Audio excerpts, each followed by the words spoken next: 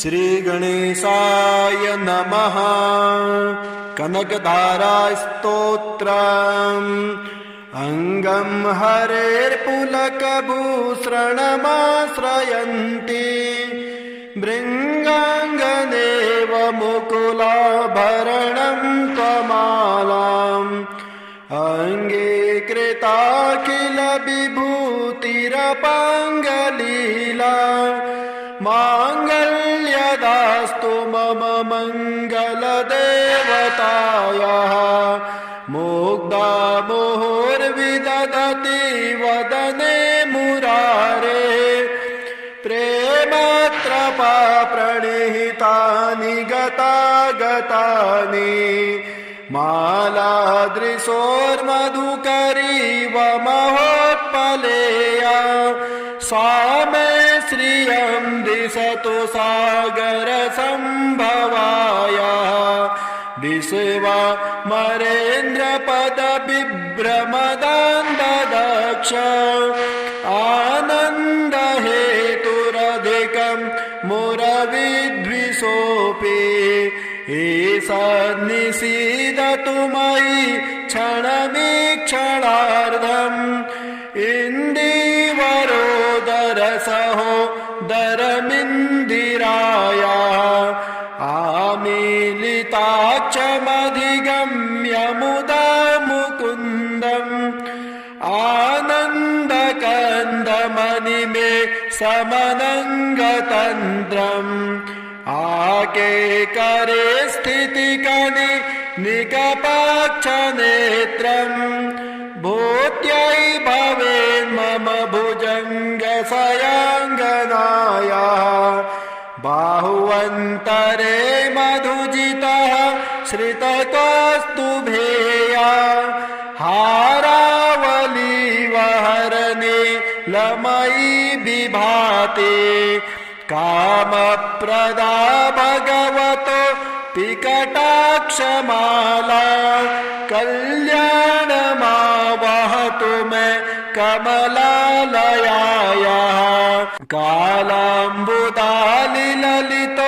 रसिकैटभारे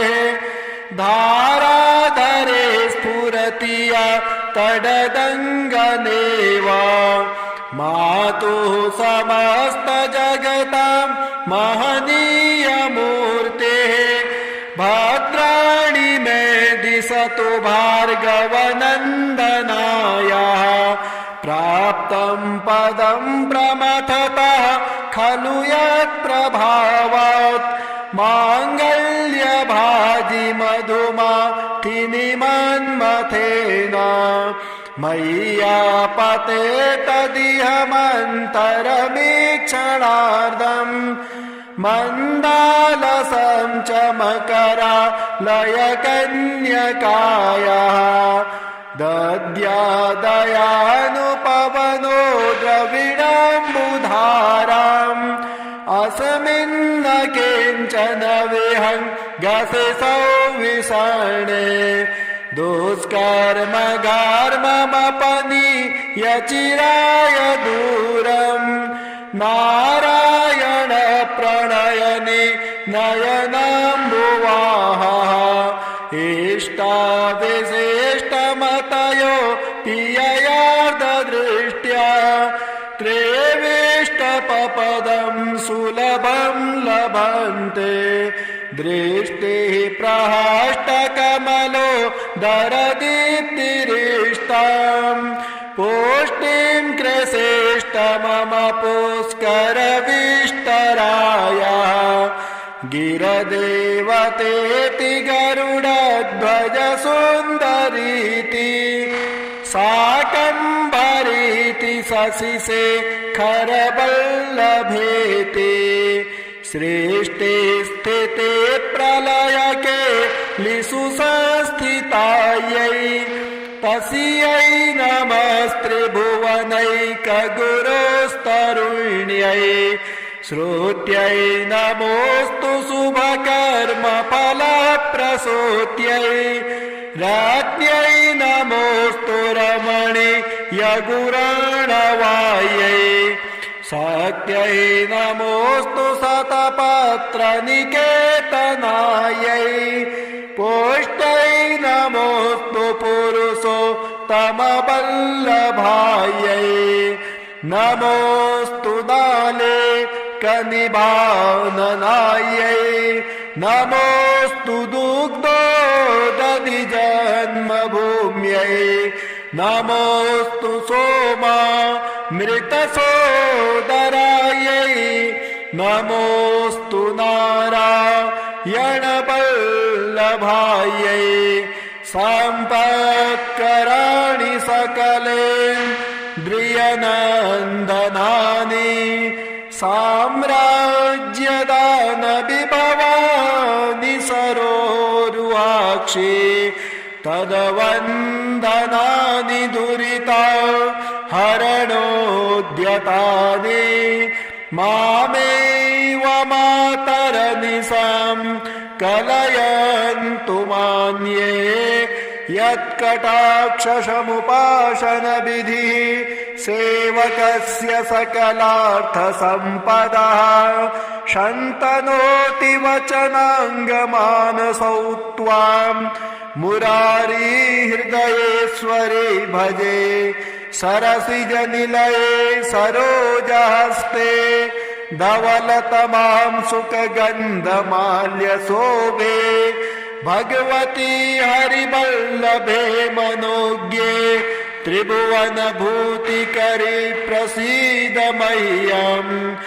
दिग्धस्थितिभे कनककुम्भमुखावसृष्टा स्वरवाहिनी विमलचारुजुलत्प्लुताङ्गीं प्रातर्नमामि जगतां जननीमशेषा लोकाधिनाथगृहिणी ममृताब्धिपुत्रीं कमले कमलाक्षवल्लभे त्वां करुणापूरितरङ्गितैरपाङ्गैः अवलोकय मामकिञ्चनानां प्रथमं पात्रं कृत्रिमं दयायाः स्तुवन्ति ये स्तुतिभिर्भूरिवहं त्रये मये त्रिभुवनमातरं रमाम् गुणाधिकाराः गुरुतर भाग्यभागिनो भवन्ति ते भुवि बुधभावितास्याः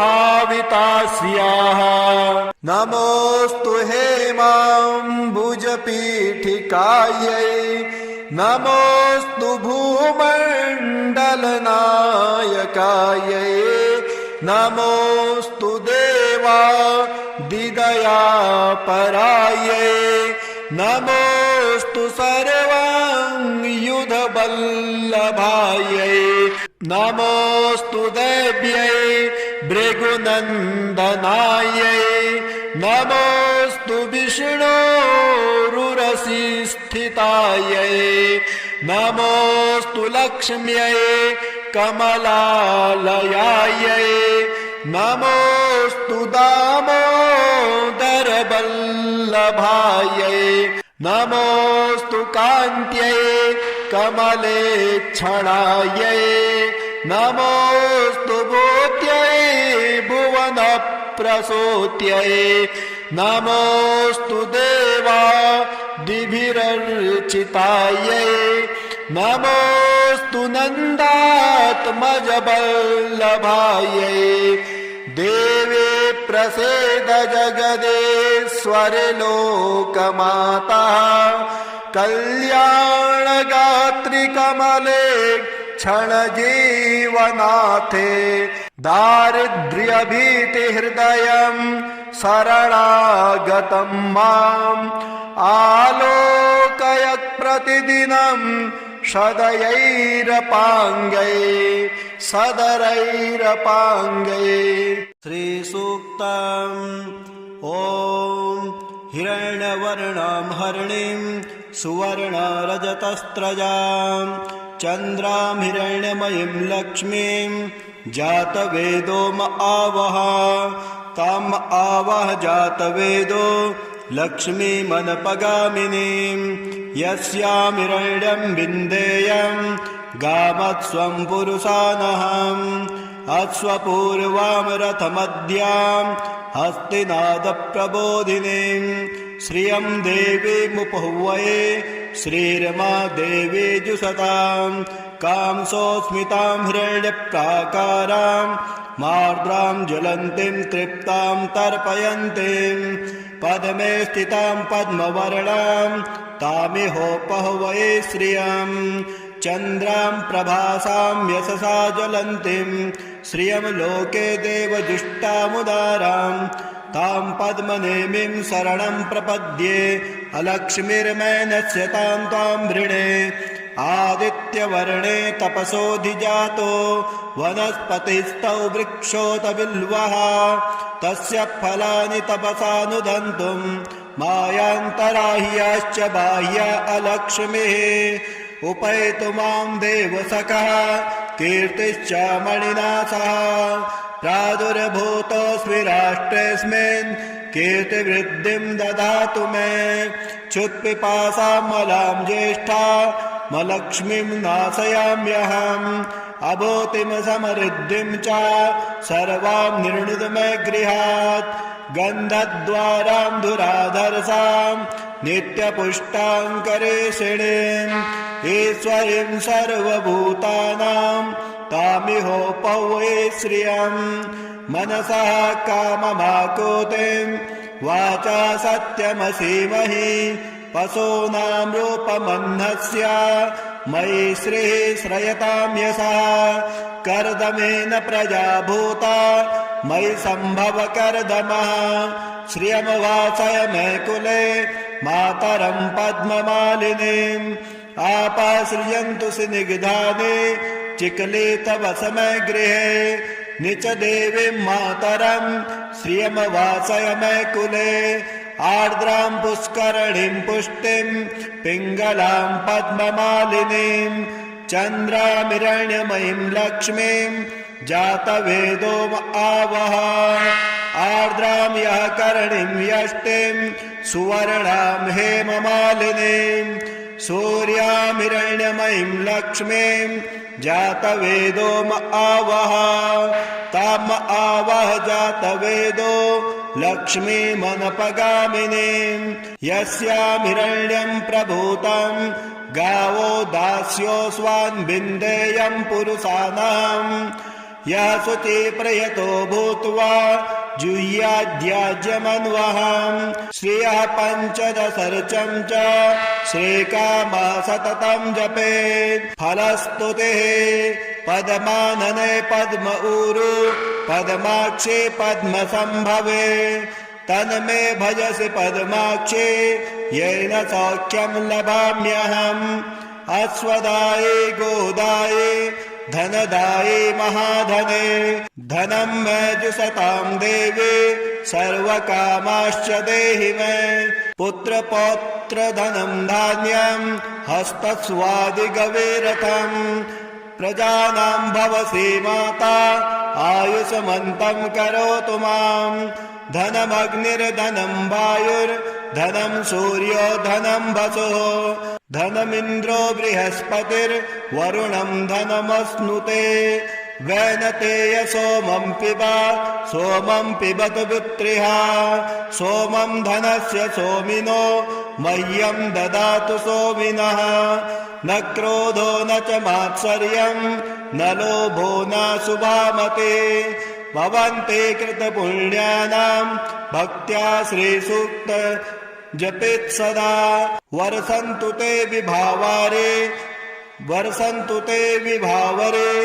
दिवो अभ्रस्य विद्युतः रोहन्तु सर्वबीजान्य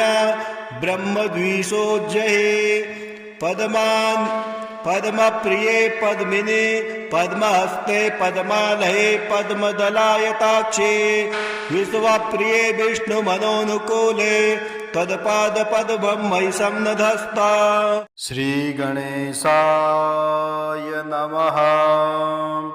अष्टलक्ष्मीस्तोत्रम् सुमनसवन्दितसुन्दरी माधवे चन्द्रसहोदरी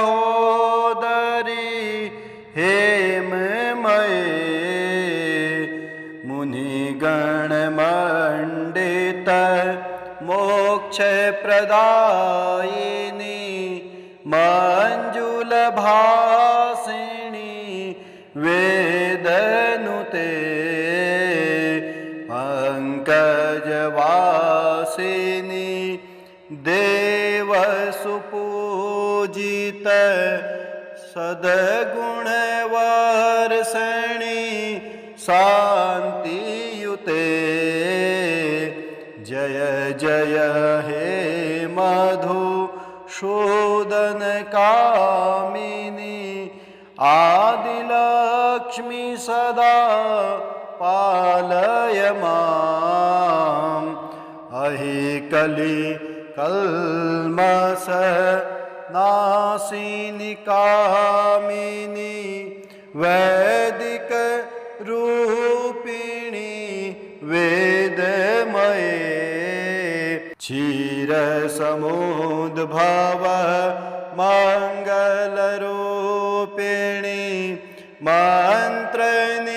मंत्रनिवासिनी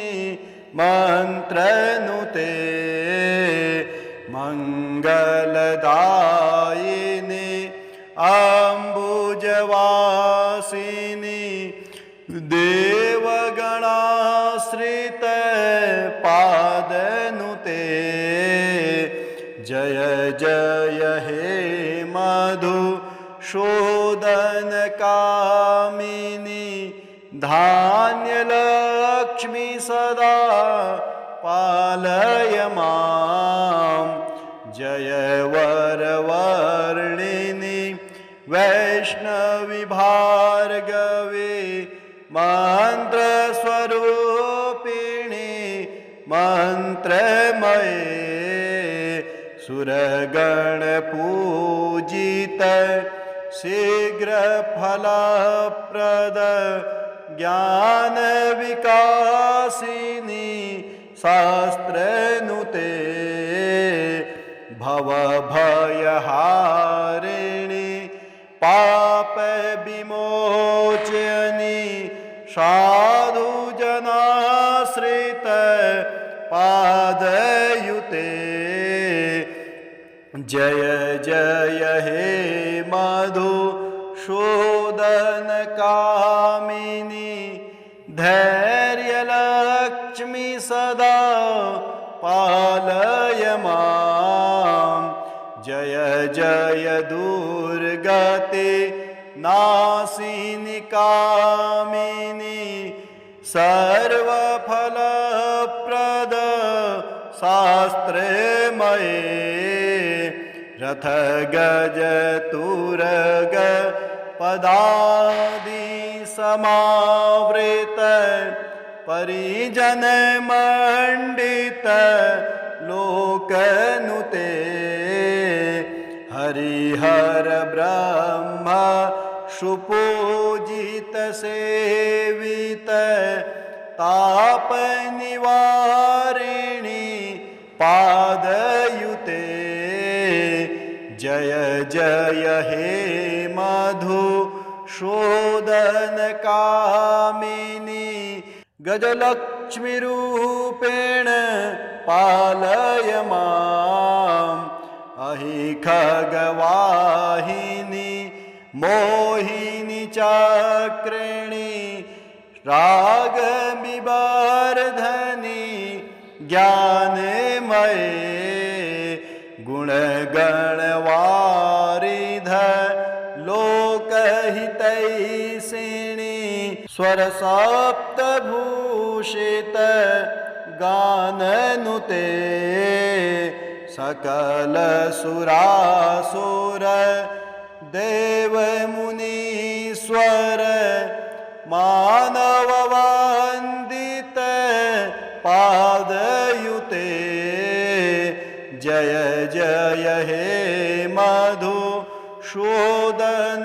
मधुसूदनकामिनी संतान लक्ष्मी त्वां पालय माम् जय कमलासिनी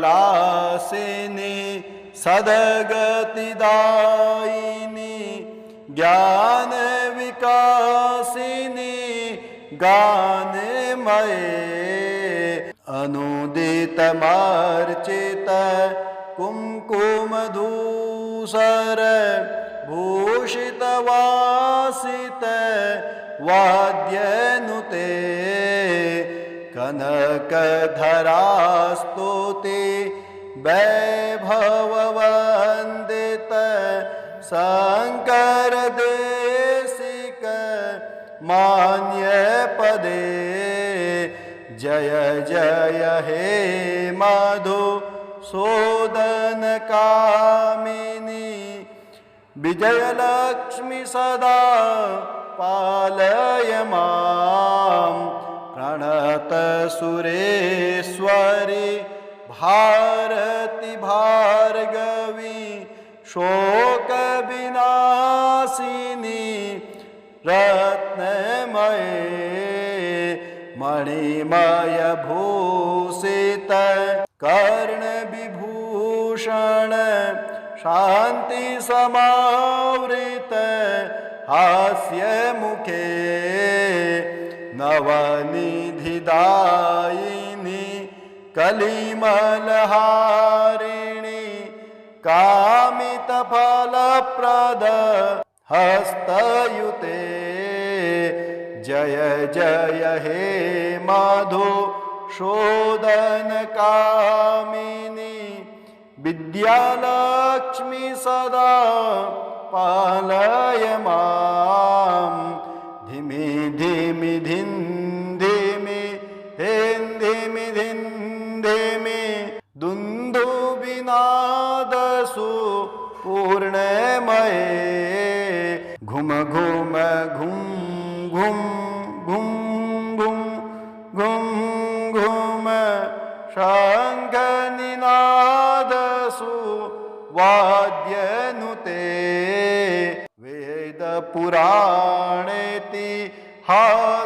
वेदपुराणेतिहाससुपूजित वैदिकमार्ग प्रदर्शयुते जय जय हे मधुसूदन कामिनी धनलक्ष्मीरूपेण पालय माम्। ॐ श्रीगणेशाय नमः। कनकधारास्तोत्रम् अङ्गं हरेर्पुलकभूषणमाश्रयन्ति भृङ्गाङ्गनेव मुकुलाभरणं त्वमालाम् अङ्गीकृताखिल विभूतिरपाङ्गलीला माङ्गल्यदास्तु मम मङ्गलदेवतायाः मुग्धा मुहुर्विदधति वदने मुरारे प्रेमत्रपा प्रणिहितानि गतागतानि मालादृशोर्मधुकरीव महोत्पलेया सा मे श्रियं दिशतु सागरसम्भवाय विश्वमरेन्द्रपदविभ्रमदान्ददक्ष आनन्दहेतुरधिकं मुरविद्विषोऽपि ईषन्निषीदतु मयि क्षणमीक्षणार्धम्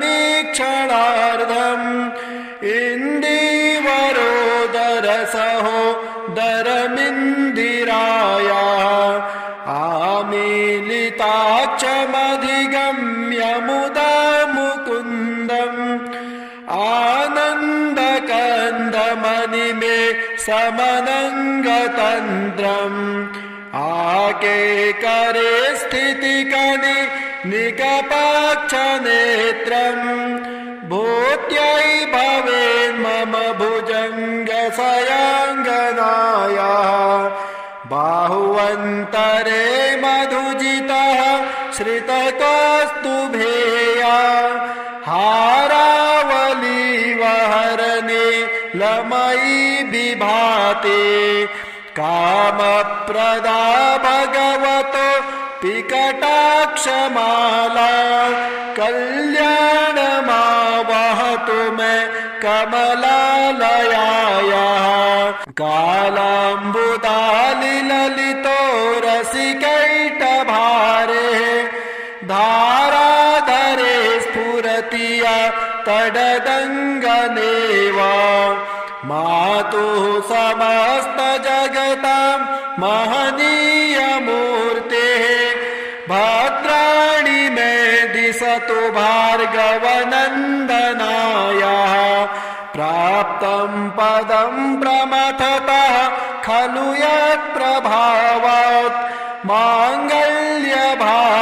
मधुमाथिनिमन्मथेन मय्यापते तदिहमन्तरमीक्षणार्धम् मन्दालसं च मकरालयकन्यकायाः दद्यादयानुपवनो द्रविणाम्बुधाराम् अस्मिन्न किञ्चन विहङ्गसि सौविषणे दुष्कर्म घर्ममपनीय चिराय दूरम् नारायण प्रणयनि नयनाम्बुवाः इष्टाविशिष्टमतयो पिययार्धदृष्ट्या त्रेविष्टपपदं सुलभं लभन्ते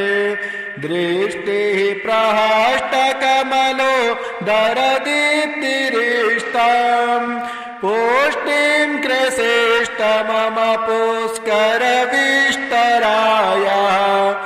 गिरदेवतेति गरुडध्वज सुन्दरीति शाकम्भरीति शशिशेखरवल्लभेति सृष्टि स्थिते प्रलयके लिषु संस्थितायै तस्यै नमस्त्रिभुवनैकगुरोस्तरुण्यै श्रुत्यै नमोऽस्तु शुभकर्मफलप्रसूत्यै राज्ञै नमोऽस्तु रमणीयगुराणवायै शक्त्यै नमोऽस्तु शतपत्रनिकेतनायै पुष्ट्यै नमोऽस्तु पुरुषोत्तमवल्लभायै नमोऽस्तु दाले कनिभाननायै नमोऽस्तु दुग्धोदधिजन्मभूम्यै नमोऽस्तु सोमामृतसोदरायै नमोऽस्तु नारायणवल्लभायै सम्पत्कराणि सकलेन्द्रियनन्दनानि साम्राज्यदानविभवानि सरोरुहाक्षि तदवन्दनानि दुरिता हरणोद्यतानि मामेव मातरनिशां कलयन्तु मान्ये यत्कटाक्षसमुपासनविधिः सेवकस्य सकलार्थसम्पदः शन्तनोति वचनाङ्गमानसौ त्वां मुरारी हृदयेश्वरे भजे सरसिजनिलये सरोजहस्ते धवलतमां सुखगन्धमाल्यशोभे भगवती हरिवल्लभे मनोज्ञे त्रिभुवनभूतिकरे प्रसीद मह्यम् दिग्धस्थितिवेकनककुम्भमुखावसृष्टा स्वरवाहिनी विमलचारुजुलत्प्लुताङ्गीम् प्रातर्नमामि जगतां जननीमशेषा लोकाधिनाथ गृहिणी ममृताब्धिपुत्रीं कमले कमलाक्षवल्लभे त्वां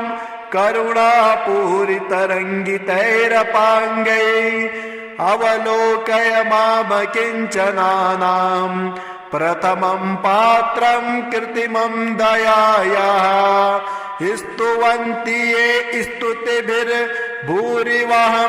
त्रयेमये त्रिभुवनमातरं रमां गुणाधिकाराः गुरुतर भाग्यभागिनो भवन्ति ते भुवि बुधभावितास्याः नमोऽस्तु हेमाम्बुजपीठिकायै नमोऽस्तु भूमण्डलनायकायै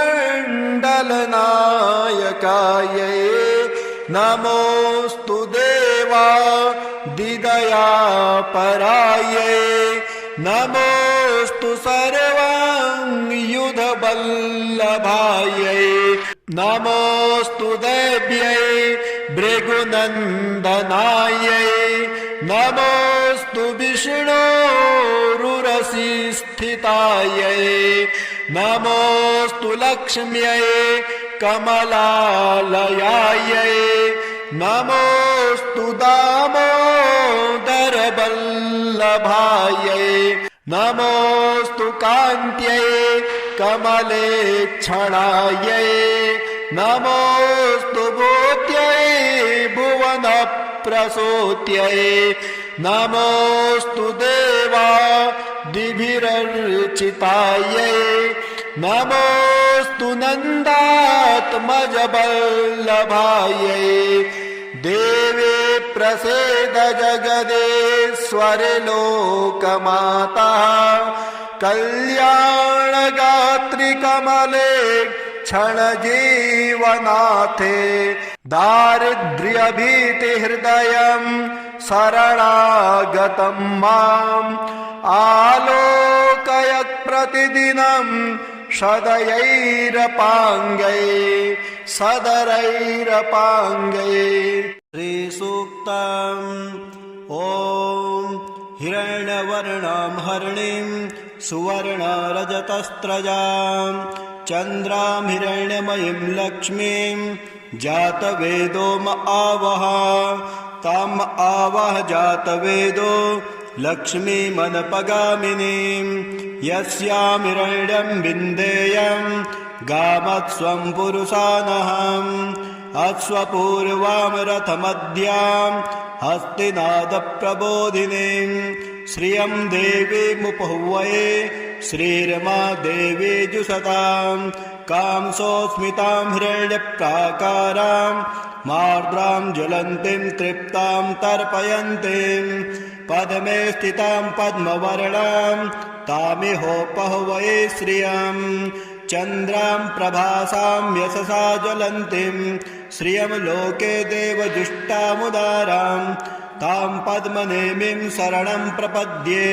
अलक्ष्मीर्मैनस्य तां त्वां वृणे आदित्यवर्णे तपसोऽधिजातो वनस्पतिस्तौ वृक्षोत बिल्वः तस्य फलानि तपसानुदन्तुं मायान्तराह्याश्च बाह्या अलक्ष्मीः उपैतु मां देवसखः कीर्तिश्च मणिना सह प्रादुर्भूतोऽस्मि राष्ट्रेऽस्मिन् कीर्तिवृद्धिं ददातु मे क्षुत्पिपासामलां ज्येष्ठा मलक्ष्मीं नाशयाम्यहम् अभूतिं समृद्धिं च सर्वां निर्णुद मे गृहात् गन्धद्वारां धुराधरसां नित्यपुष्टाङ्करेषिणीम् ईश्वरीं सर्वभूतानां तामिहोपहुवे श्रियम् मनसः काममाकुतिं वाचा सत्यमसीमहि पशूनां रूपमह्नस्य मयि श्रीः श्रयतां यशः कर्दमेन प्रजा भूता मयि सम्भव कर्दमः श्रियमवासय मे कुले मातरं पद्ममालिनीम् आपाश्रियन्तु स्निग्धानि चिकली तव समय गृहे निच देवीं मातरं श्रियमवासय मे कुले आर्द्रां पुष्करणीं पुष्टिं पिङ्गलां पद्ममालिनीं चन्द्रामिरण्यमयीं लक्ष्मीं जातवेदो आवह आर्द्रां यः करणीं यष्टिं सुवर्णां हेममालिनीं सूर्यामिरण्यमयीं लक्ष्मीं जातवेदो आवह ताम आवह जातवेदो लक्ष्मीमनपगामिनीं यस्यामिरण्यं प्रभूतं गावो दास्योऽस्वान् विन्देयं पुरुषाणां यः शुचिप्रयतो भूत्वा जुह्याद्याज्यमन्वहं श्रियः पञ्चदशर्चं च श्रीकामः सततं जपेत् फलस्तुतिः पद्मानने पद्म ऊरु पद्माक्षे पद्मसंभवे तन्मे भजसि पद्माक्षे येन सौख्यं लभाम्यहम् अश्वदाये गोदाये धनदाये महाधने धनं मे जुषतां देवे सर्वकामाश्च देहि मे पुत्रपौत्र धनं धान्यं हस्तस्वादिगवेरथं प्रजानां भवसि माता आयुष्मन्तं करोतु मां धनमग्निर्धनं वायुर्धनं सूर्यो धनं वसुः धनमिन्द्रो बृहस्पतिर्वरुणं धनमश्नुते वैनतेय सोमं पिबतु पुत्रिः सोमं धनस्य सोमिनो मह्यं ददातु सोमिनः न क्रोधो न च मात्सर्यं न लोभो न शुभामते भवन्ते कृतपुण्यानां भक्त्या श्रीसूक्त जपेत् सदा वर्षन्तु ते विभावरे दिवो अभ्रश्च्य विद्युतः रोहन्तु सर्वबीजान्या ब्रह्मद्विषोज्जये पद्मप्रिये पद्मिने पद्महस्ते पद्मालये पद्मदलायताक्षे विश्वप्रिये विष्णुमनोनुकूले तत्पादपद्मं मयि सन्नधस्ता। श्रीगणेशाय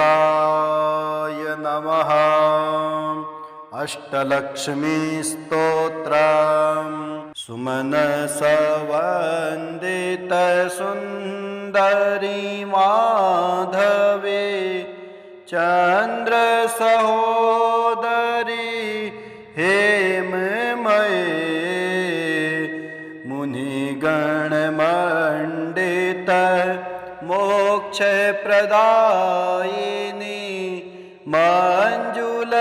मञ्जुलभासिनी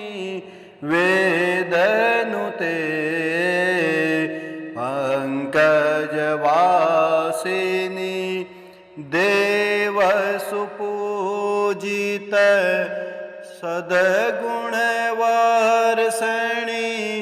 शान्तियुते जय जय हे मधुसूदनकामिनी आदिलक्ष्मी सदा पालय माम् अहिकलि कल्मष नाशिनी कामिनी वैदिक रूपिणी वेदमये क्षीरसमुद्भव मंगलरूपिणी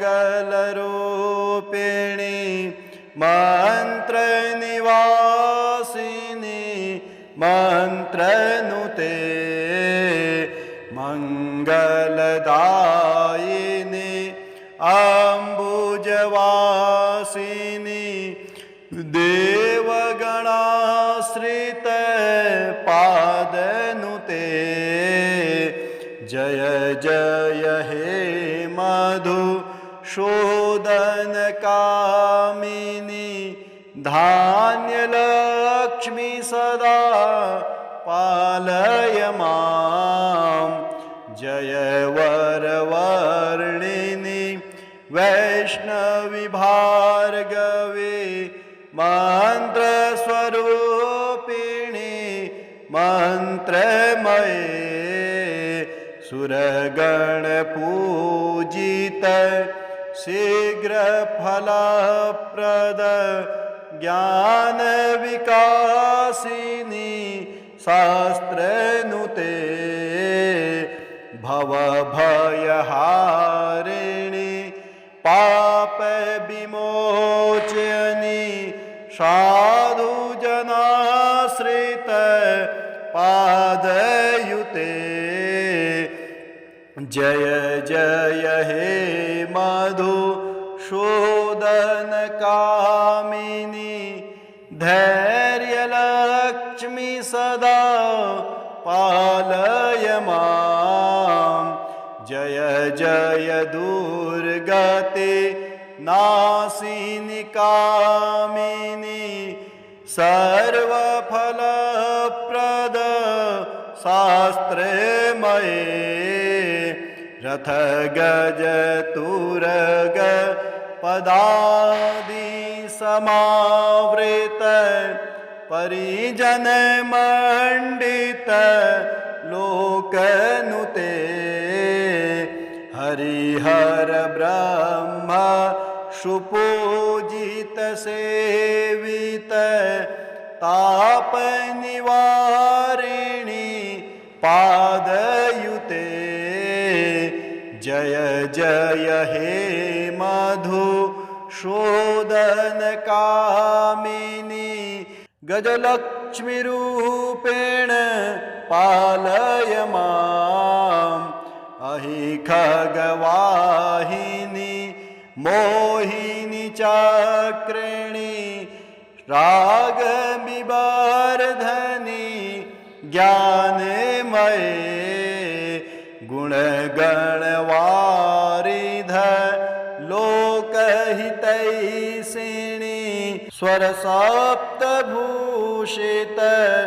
गाननुते सकल सुरासुर देवमुनीश्वर मानववन्दित पादयुते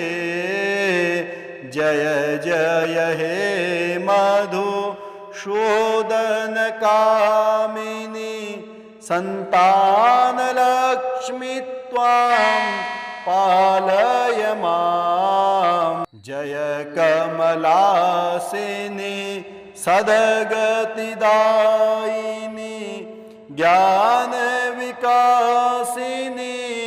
गानमये अनुदितमर्चित कुङ्कुमधूसर भूषितवासित वाद्यनुते कनकधरास्तुति वैभववन्दित शंकर देशिक मान्य पदे जय जय हे मधुसूदन कामिनी विजयलक्ष्मी सदा पालय माम् प्रणत सुरेश्वरी भारती भार्गवी शोक विनाशिनी रत्नमये मणिमय भूषित कर्ण विभूषण शांति समावृत हास्य मुखे नवनिधिदायिनी कलिमलहारिणी कामितफलप्रद हस्तयुते जय जय हे मधुसूदन कामिनी विद्यालक्ष्मी सदा पालय माम् धिमि धिमि धिं धिमि हें धिमि धिं धिमि दुन्दुभिनादसु पूर्णमये घुम घुम घुम घुम घुम घुम घुम घुम शङ्खनिनादसु वाद्यनुते वेद पुराणेतिहास सुपूजित वैदिक मार्ग प्रदर्शयुते जय जय हे मधुसूदन कामिनी धनलक्ष्मी रूपेण पालय माम्। श्री सूक्तम्। ॐ हिरण्यवर्णां हरिणीं सुवर्णरजतस्रजां चन्द्रां हिरण्यमयीं लक्ष्मीं जातवेदो म आवह ताम् आवह जातवेदो लक्ष्मीमनपगामिनीं यस्यां हिरण्यं विन्देयं गामत्स्वं पुरुषानहम् अश्वपूर्वां रथमद्यां हस्तिनादप्रबोधिनीं श्रियं देवीमुपहुवये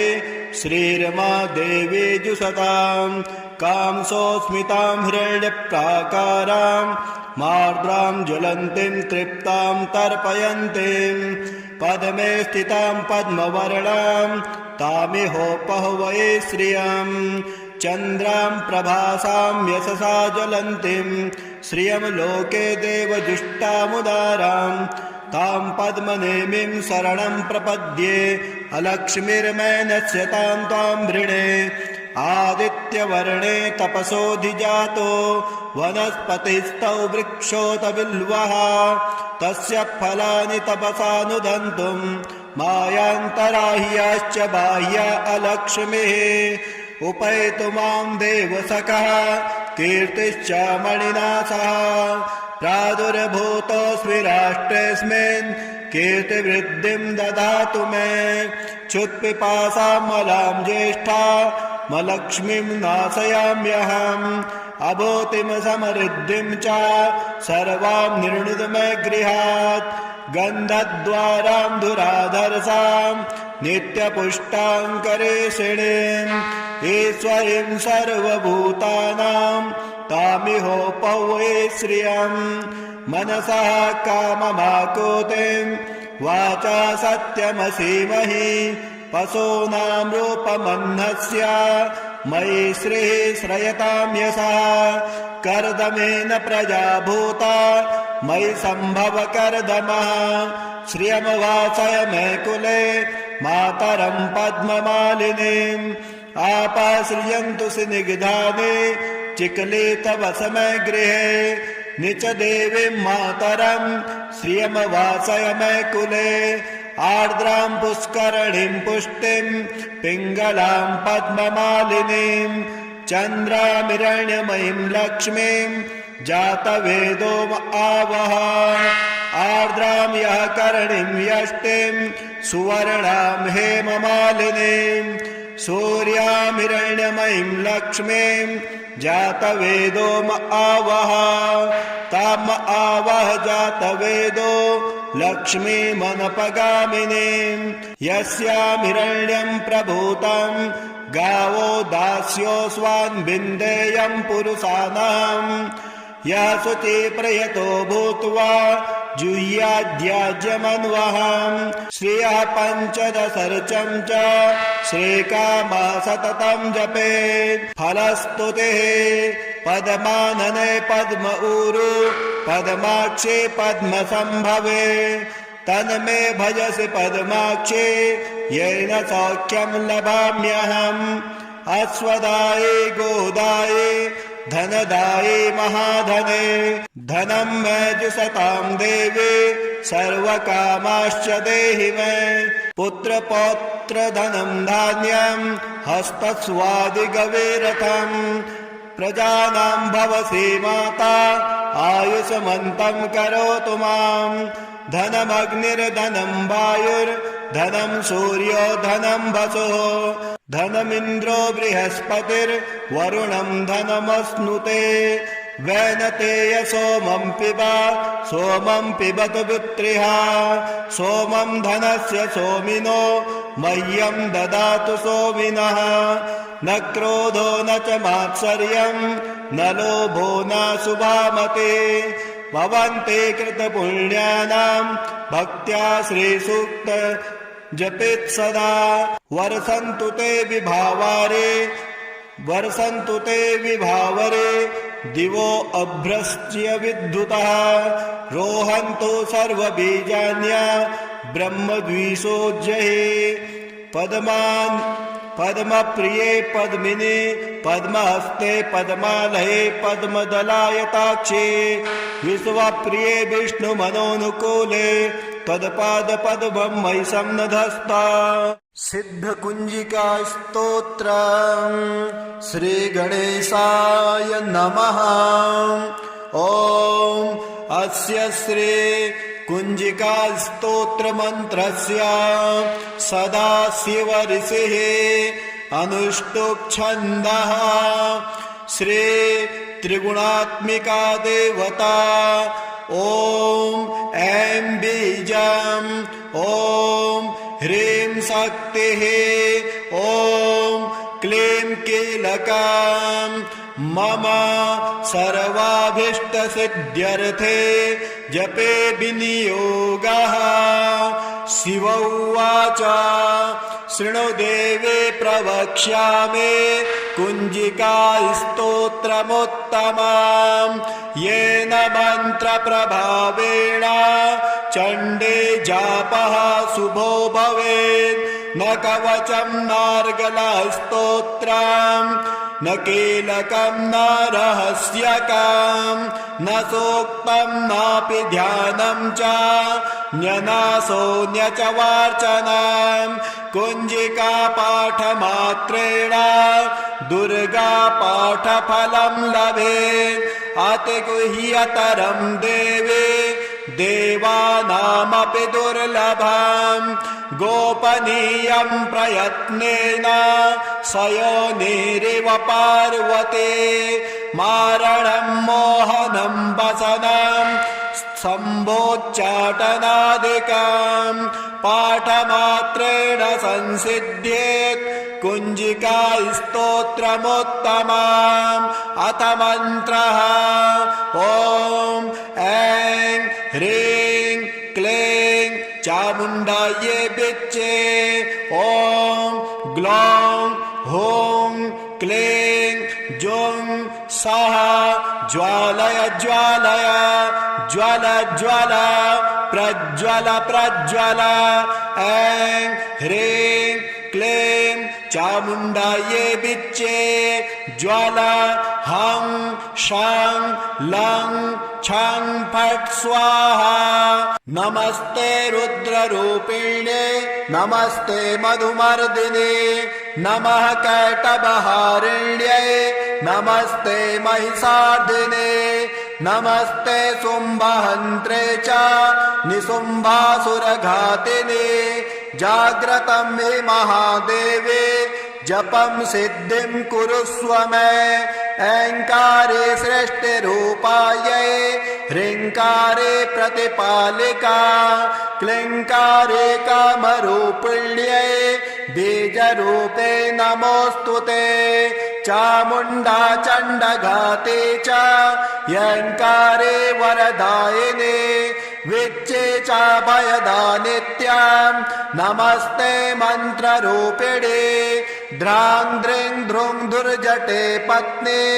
वां वें वं वागीश्वरे क्रां क्रीं क्रूं कुञ्जिका देवे स्रां श्रीं सुरुं मे शुभं कुरु। हुं हुं हुंकाररूपिण्यै जं जं जम्भनादिने भ्रां भ्रीं भ्रूं भैरवी भद्रे भवान्यै ते नमो नमः।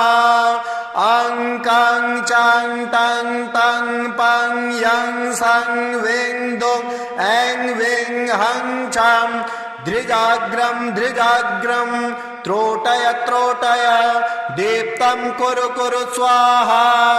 प्रां प्रीं प्रूं पार्वती पूर्णा क्रां क्रीं क्रूं केचरी तथा स्रां श्रीं श्रूं सप्तसती देव्या मन्त्रसिद्धिं कुरुष्व मे। इदं तु ते कुञ्जिका स्तोत्रम् मन्त्रजागर्ति हेतवे अभक्तेनैव दातव्यम् गोपेतं रक्ष पार्वते यस्तु कुञ्जिकया देवे हीनां सप्तशते पठेत् न तस्य जायते सिद्धिर्रण्ये रोदनं यथा।